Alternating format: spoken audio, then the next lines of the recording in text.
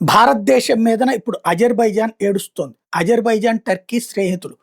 Armenia మనకి స్నేహితులు. Armenia, Azerbaijan శత్రువులు. ఆర్మేనియాకి రష్యా సపోర్ట్ ఉంటే అజర్బైజాన్‌కి టర్కీ సపోర్ట్ ఉంటది. ఆర్మేనియాకి మనం ఆయుధాలు ఇస్తున్నాం. అదే సందర్భంలో అజర్బైజాన్ దగ్గర ఉన్నటువంటి ఆయుధాలకి ఇప్పుడు పెద్ద దెబ్బ తగిలింది. ఆర్మేనియాకి మనం ఆయుధాలు ఇవ్వడంతో, దాంతో కొట్టిన దెబ్బతో అజర్బైజాన్ బిత్తరపోతుంది. దాంతో ఇప్పుడు ఇజ్రాయెల్‌ని రెచ్చగొట్టే ప్రయత్నం చేస్తున్నది. ఇజ్రాయెల్ దగ్గర హరోప్ ఎల్ఎం టెక్ ఇవి ఏవైతే ఉన్నాయో డ్రోన్స్‌ని అజర్బైజాన్ కొంది. ఇప్పుడు ఆహ్, వాటిని దెబ్బ కొట్టగలిగింది ఆర్మేనియా.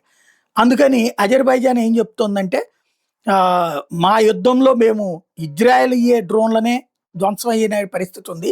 దానికి కారణం ఏంటంటే ఇజ్రాయెల్ దగ్గర ఇదే హరోప్ డ్రోన్స్‌ని కొన్నటువంటి భారతదేశం దాన్ని చెక్ చేసింది.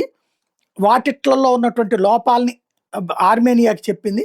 తద్వారా మమ్మల్ని కొట్టారు అన్నటువంటి మాట చెప్పి ఇజ్రాయెల్‌కి, భారత్‌కి మధ్య చిచ్చు పెట్టే ప్రయత్నం చేస్తుంది.